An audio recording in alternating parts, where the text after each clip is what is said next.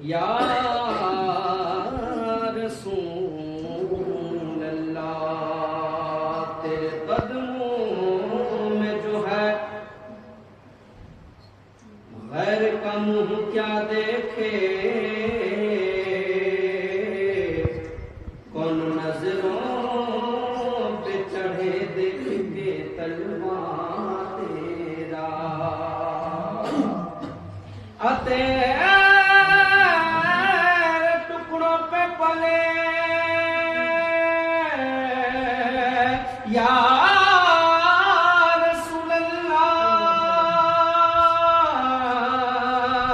تیرے ٹکڑوں پہ پلے غیر کی ٹھوکر پہ نہ ڈال،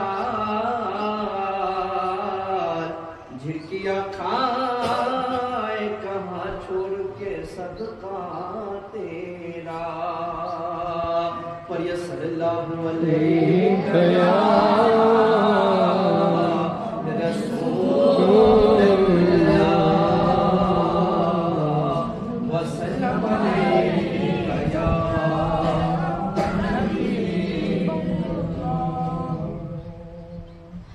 محترم حضرات، آج میں آپ کے سامنے علم اور علماء کی فضیلت کے تعلق سے کچھ گفتگو کرنا چاہتا ہوں۔ آج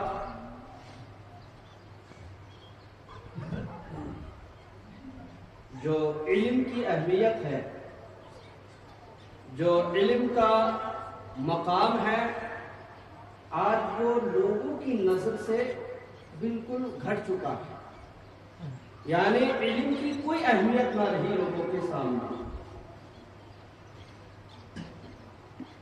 اگر انسان کو علم کی اہمیت پتہ چل جاتا تو پھر انسان علم کی طرف بھاگتا، علم دین حاصل کرنے کے پیچھے لگ جاتا۔ اب دیکھیے علم کا کتنا اونچا مقام ہے۔ اللہ تبارک و تعالی ارشاد فرماتا ہے وَقُلْ رَبِّ زِدْنِي عِلْمًا، اے میرے محبوب آپ میری بارگاہ میں علم کی زیادتی طلب کریں، یعنی آپ میری بارگاہ میں عرض کریں اے پروردگار، اے خالق کائنات، میری علم میں اضافہ فرما، میرے علم میں برکت عطا فرما۔ حضرات، تو فرمانے خداوندی سے معلوم ہوا، فرمانے خداوندی سے پتہ چلا کہ علم کا کتنا اونچا مقام ہے رب کی بارگاہ میں، اللہ تبارک و تعالیٰ کی بارگاہ میں علم کا کتنا اونچا مقام ہے کہ خود اللہ تبارک و تعالیٰ ارشاد فرماتا ہے وَقُلْ رَبِّ زِدْنِي عِلْمًا، اے میرے محبوب آپ میری بارگاہ میں علم کی زیادتی طلب کریں۔ میرے بزرگوں، میرے دوستوں،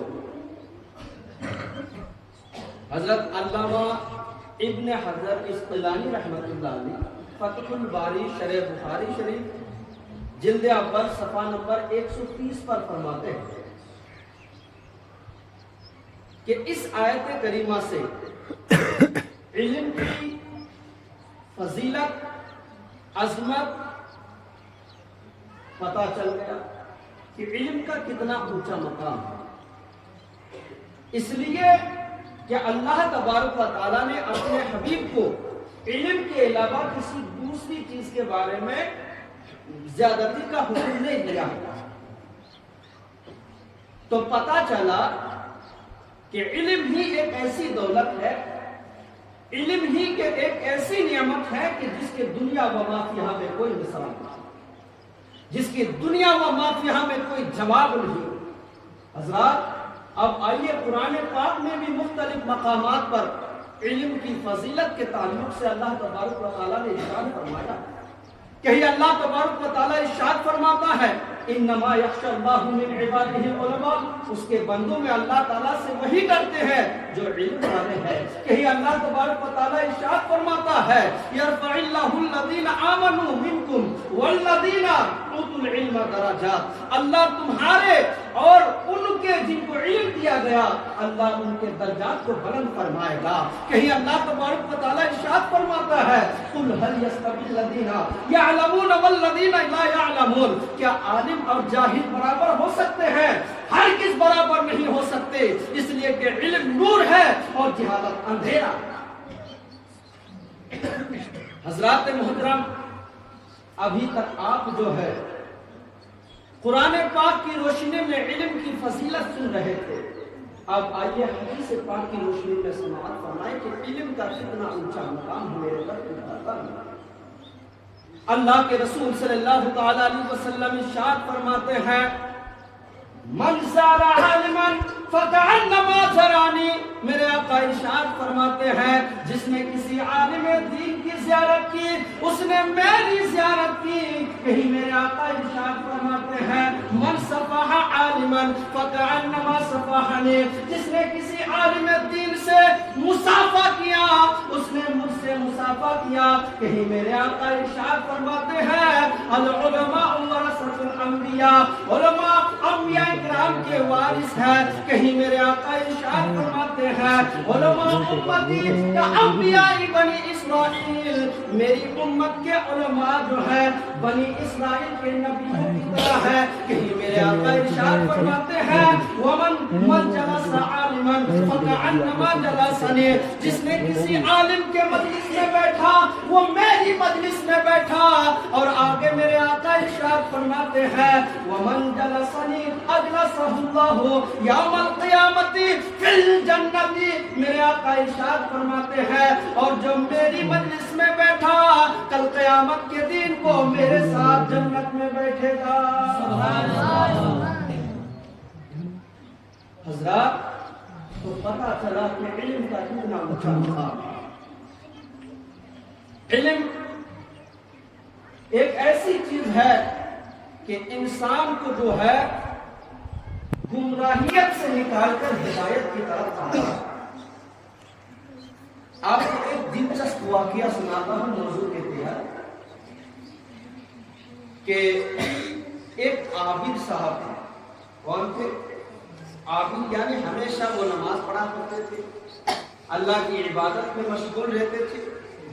تو ایک دن ایسا ہوتا ہے کہ اس کے علاقے میں جو ہے لوگ جو ہے ایک درخت کو پوجنا شروع کر دیتے ہیں۔ اس کو پوجنا شروع کر دیتے ہیں، لوگ درخت کی پوجا کرنا شروع کر دیتے ہیں۔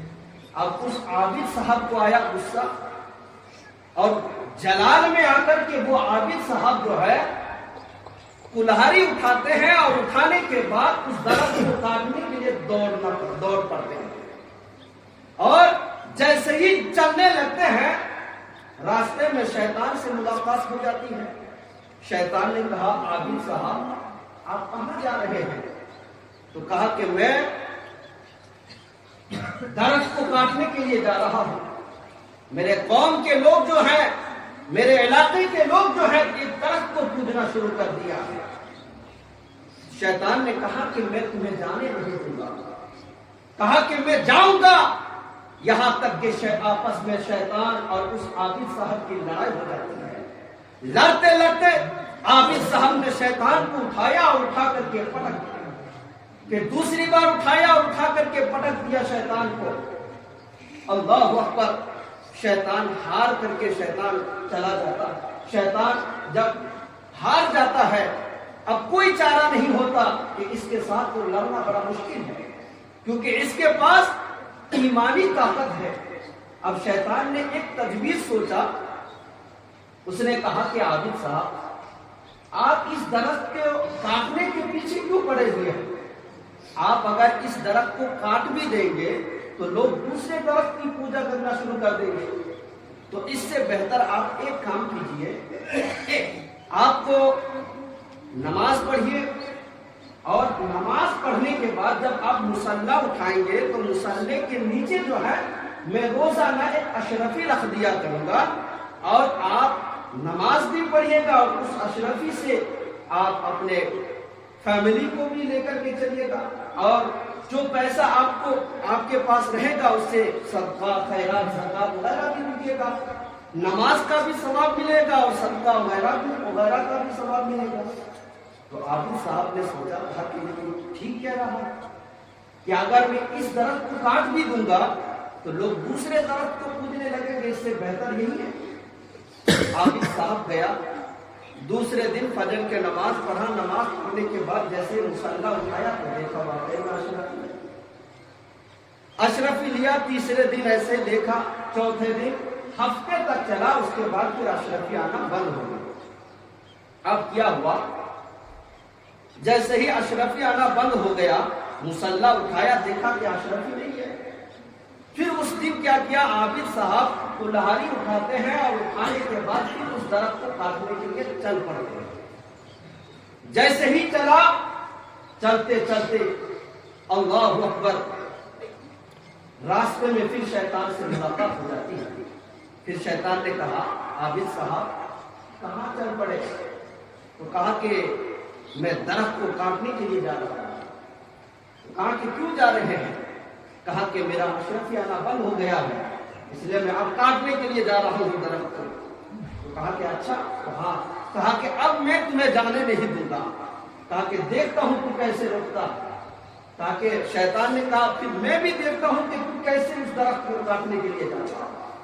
اس بار پھر آپس میں لڑائی ہو جاتی ہے۔ اس بار کیا ہوتا ہے صاحب کہ شیطان نے جو ہے عابد کو اٹھا کر کے پٹک دیا۔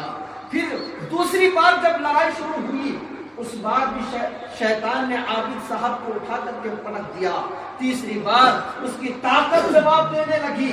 شیطان نے کہا کہ اے عابد صاحب سنیے، آپ اس وقت صرف اس لیے کامیاب ہوئے تھے کہ اس وقت آپ کے پاس دنیا کی لالچ نہیں تھی، آپ کے دل میں دنیا کی محبت اب لے کر کے اس درخت کو کاٹنے کے لیے نہیں جا رہے تھے، بلکہ آپ جو ہے اللہ کی رضا کے لیے اس درخت کو کاٹنے کے لیے جا رہے تھے، اللہ کو راضی کرنے کے لیے آپ اس درخت کو کاٹنے کے لیے جا رہے تھے، اس لیے آپ کو کامیابی ملی تھی۔ اور اے عابد صاحب، اب آپ کو کامیابی نہیں مل سکتی، اس لیے کہ آپ کے دل میں اب دنیا کی لالچ آ گئی ہے، اب آپ کے دل میں اشرفی کی لالچ آ گئی ہے، جس کی وجہ سے آپ کو کامیابی نہیں مل سکتی۔ میرے بزرگوں، میرے دوستوں، آپ نے دیکھا کہ وہ عابد جو پوری زندگی بھر اللہ کی عبادت کرتا رہا، اللہ کو راضی کرنے کے پیچھے لگا رہا، اس کو کس طرح شیطان نے گمراہ کر دیا، صرف اور صرف علم نہ ہونے کی وجہ سے۔ اس لیے میرے آقا ارشاد فرماتے ہیں، طلب العلم فریضۃ علی کل مسلم و مسلمہ، علم دین حاصل کرنا ہر مسلمان مرد اور عورت پر فرض ہے۔ ایک مرتبہ درود پاک پڑھیں، اللہم صلی علی سیدنا محمد بارک وسلم، صلو علیہ الصلاۃ والسلام علیک یا رسول اللہ صلی اللہ علیہ وسلم۔ حضرات، آپ اس سے بھی اندازہ لگائے کہ علم اور علماء کی کتنی اونچا مقام ہے۔ آپ نے بادشاہ ہارون الرشید کا نام ضرور سنا ہوگا، ہے کہ نہیں؟ بادشاہ ہارون الرشید کا نام آپ نے ضرور